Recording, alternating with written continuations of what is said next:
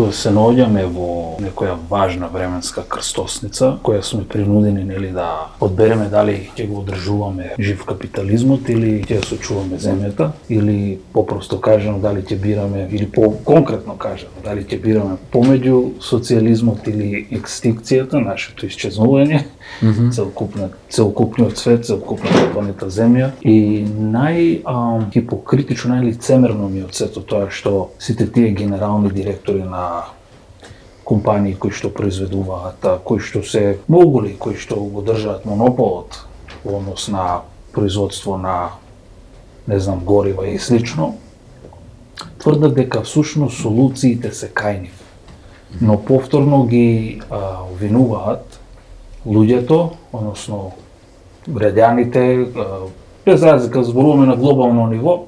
Дека тежишчето на критиката врз луѓето се префрла не врз капиталистите? Да, наводно тие имаат солуции, имаат решение да произведат одредени горива кои што емитираат пониски емисии на гасови и честички, но луѓето не се подготвени да дадат свој придонес. Пред се мисли да партиципираат финансиски во сето тоа.